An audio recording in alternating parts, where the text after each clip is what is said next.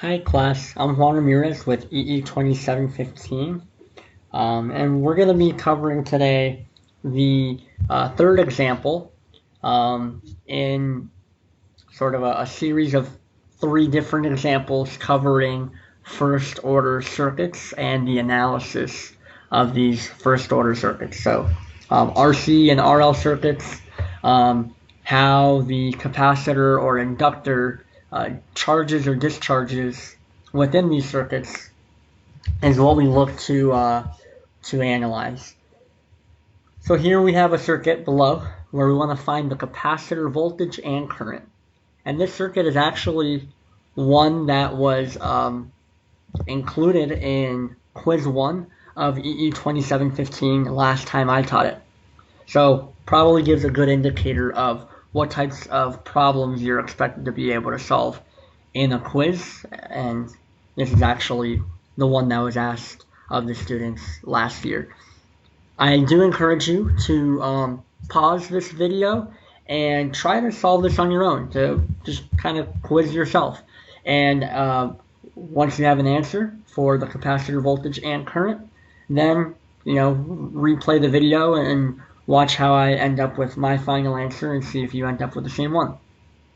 Okay, so let's get started. The first step when going through the step-by-step method is to analyze the circuit in the initial state.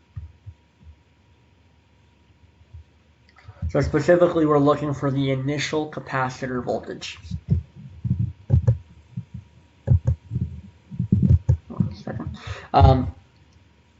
So to do that, we will analyze the circuit before the switch closes, which happens at time 0. And before the switch closes, you have a voltage source, the resistor, and the capacitor, but the capacitor we replace with an open circuit because we're assuming steady state conditions.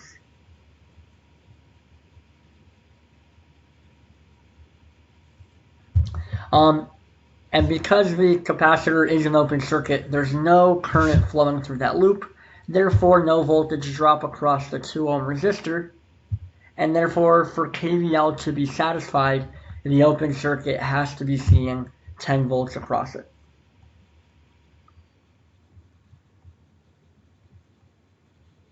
So sort of by inspection, we can determine that the capacitor voltage initially is 10 volts.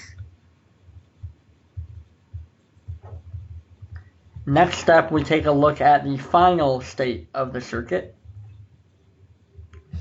So in the final state, the switch has closed, and we assume that it has closed for a long time. Therefore, the capacitor could be represented with an open circuit.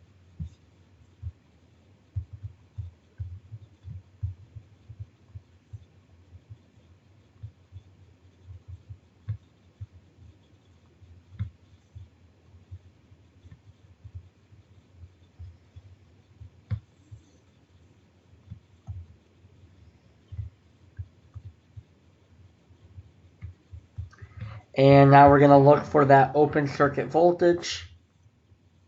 That'll give us the final capacitor voltage. And the way I'm going to go about solving this one, there's a couple of different ways to do it. I'm actually going to do nodal analysis. Sort of a strange version of nodal analysis, a very brief one, because there's really only one node that we care about.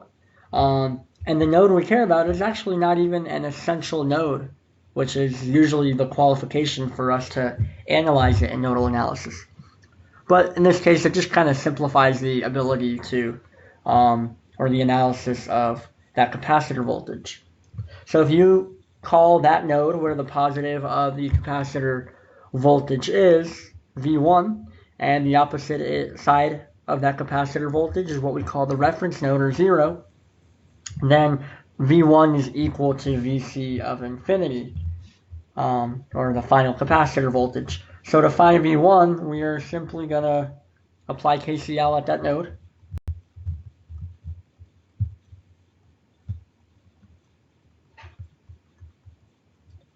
And be careful, because that 50 volt sources, the polarity swapped. So if the positive side is connected to ground or 0, then the negative side must be negative 50.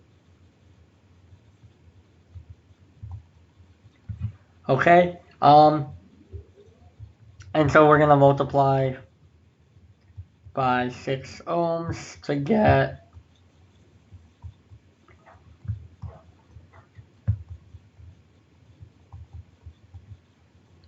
3v1 minus 30 plus v1 plus 50. Combine like terms, solve for v1. You should end up with v1 equal to negative 5 volts. And we said that v1 is the final capacitor voltage. Okay, so that was step 2. Step 3 is to find the Thevenin resistance. And again, that is found for the final state, the circuit in the final state. But also we replace the voltage sources with short circuits and the current sources with open circuits, because we're turning off those sources.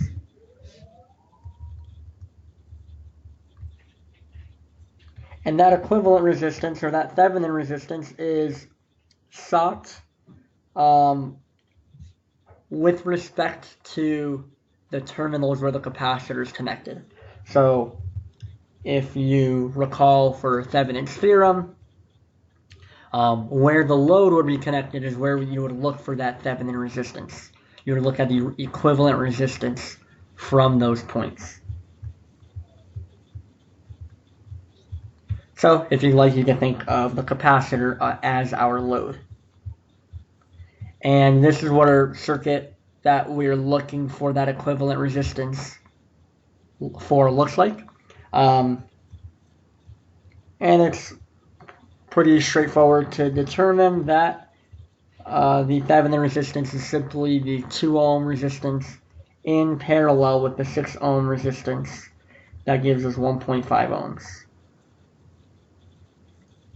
So now we can find the time constant tau. The time constant tau for an RC circuit is R Thevenin times the capacitance.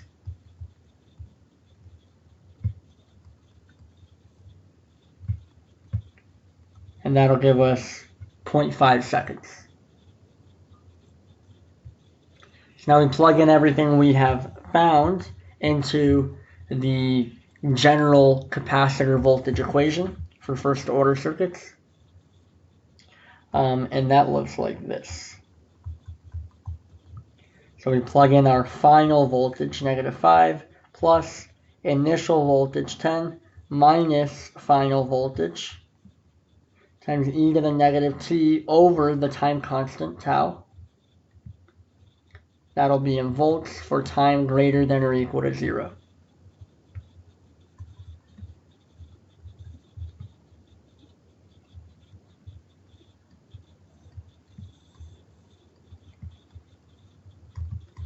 And when you simplify, you end up with -5 plus 15 e to the negative 2t volts for time greater than or equal to 0. That's our capacitor voltage. That was the first part of the problem. Second part was to find capacitor current. Well, we know from the relationship of capacitor voltage to current that the capacitor current is equal to C times the rate of change of the capacitor voltage. I is equal to C dV dt.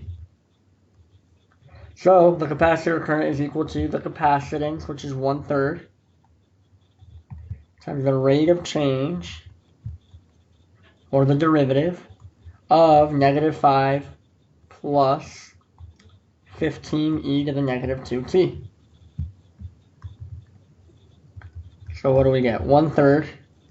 And the derivative of -5 plus 15 e to the negative 2t is 15 times -2 times e to the negative 2t. So you should end up with negative 10 e to the negative 2t. That's in amps for time greater than or equal to 0.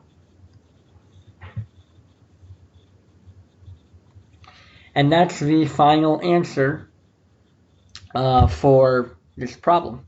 So that's the capacitor voltage and the capacitor current. So again, if you have any questions about how we got to those final answers, please feel free to reach out to me via email or in class. Thank you.